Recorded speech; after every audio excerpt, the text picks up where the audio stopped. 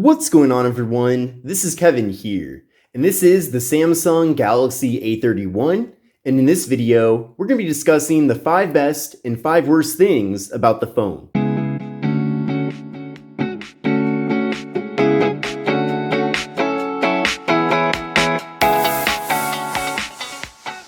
So here are the 5 best and 5 worst things about the Samsung Galaxy A31. So starting off with number 1, is the display.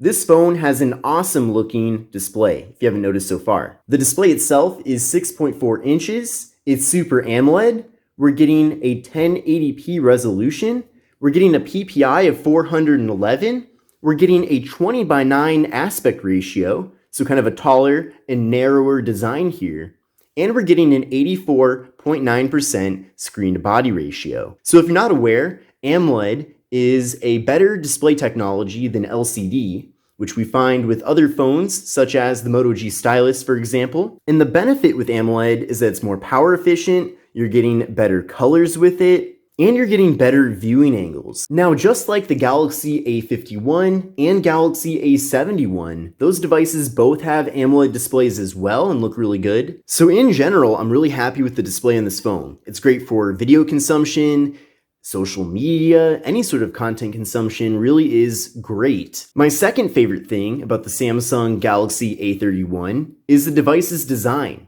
So this phone is very well designed in the sense that it looks really nice. It is very practical. I like that we're getting the headphone jack on the bottom.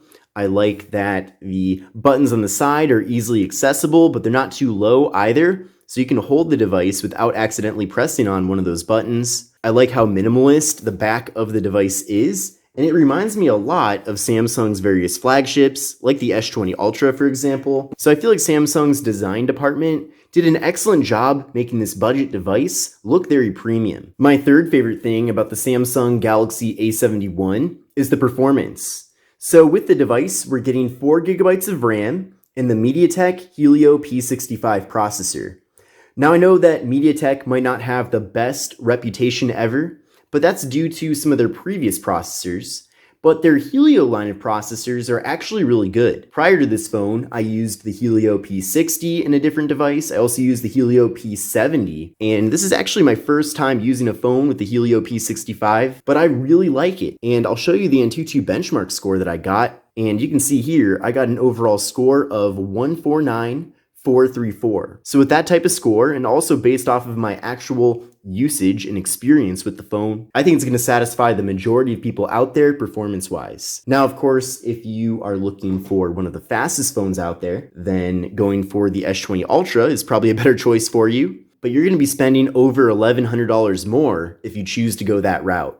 So considering that this phone is around $250, you're getting really solid performance here, and overall, I'm really happy with the processor and amount of RAM that we do get. Moving on to my fourth favorite thing about the phone, and that is the battery. So with the device, we're getting a very beefy battery at 5,000 milliamp hours. That's really incredible. That's a bigger battery than what we're getting with the S20 Ultra, the A71, the A51. All of those devices have a smaller battery than this one. So that's really cool. And if you're someone that currently has a phone that's giving you bad battery life and you're thinking of upgrading to something that gives you good battery life, then the A31 might possibly be the phone for you. And for my fifth favorite thing about the device, and don't get me wrong, there are many other things I like about it too. These are my top 5. You know, my fifth favorite thing about the phone is the storage on here. So we're getting 128 gigabytes of internal storage, which is really impressive for a device in this price range. Now, I think it's really cool to see, and really important too, that these budget phones are getting more and more internal storage because apps are getting bigger and bigger. About 5 years ago, you could survive. You could live with 32 gigs of storage pretty comfortably. But since then, apps have doubled, quadrupled in size. You know, the big social media apps like Facebook, Snapchat, Instagram, they're all getting larger than ever in file size. And because of that, you need more internal storage. So that's one of the great benefits of going this route with the A31, is that you do get 128 gigs of storage.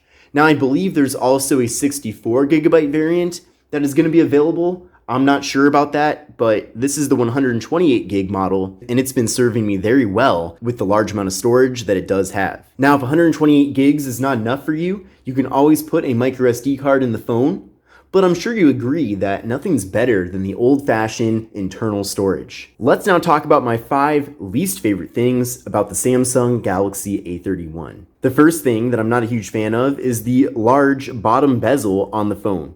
So you can see here it is at the bottom.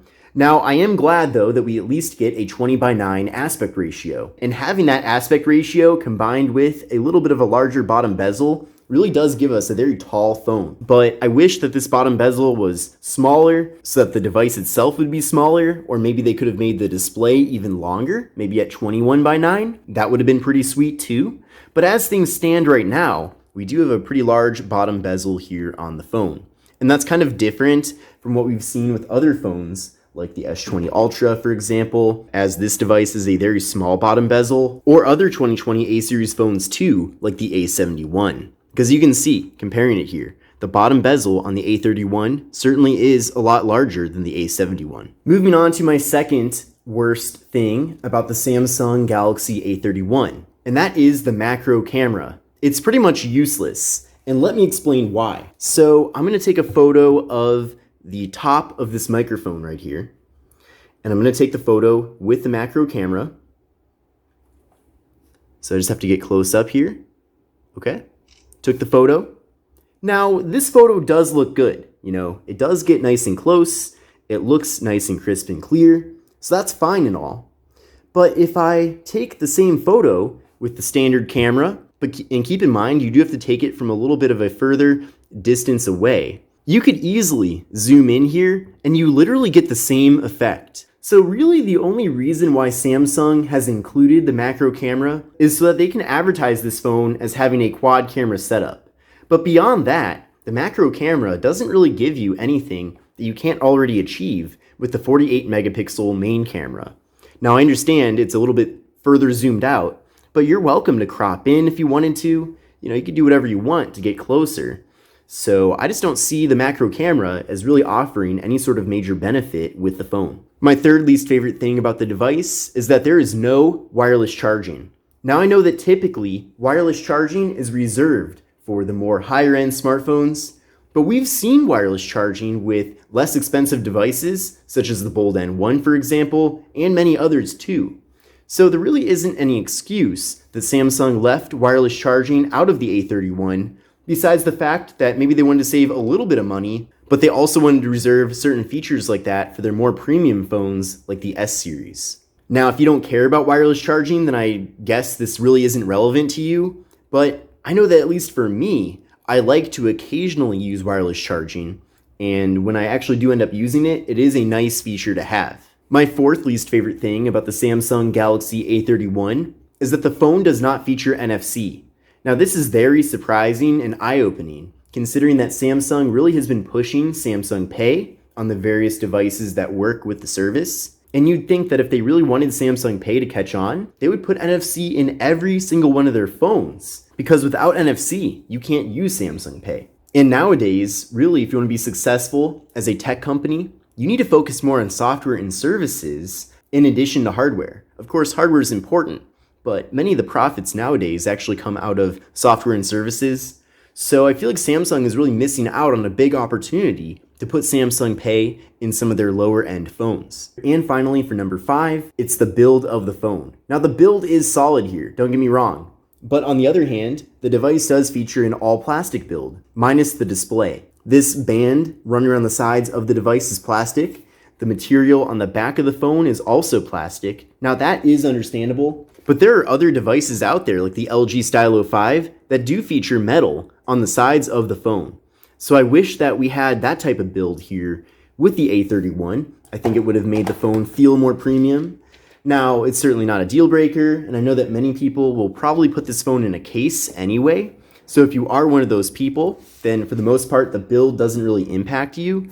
But I think that Samsung might have missed out on an opportunity to really make this device feel premium. But I hope you enjoyed this video about the Samsung Galaxy A31 5 best and 5 worst things. Overall, this is a fantastic device. I certainly don't have a problem with it. and I certainly don't want you to think that I do. And those 5 least favorite things about the phone certainly were a bit nitpicking, as this is a fantastic phone overall, but I wanted to point those things out to you so that you at least know what you're getting into if you do decide to buy the phone.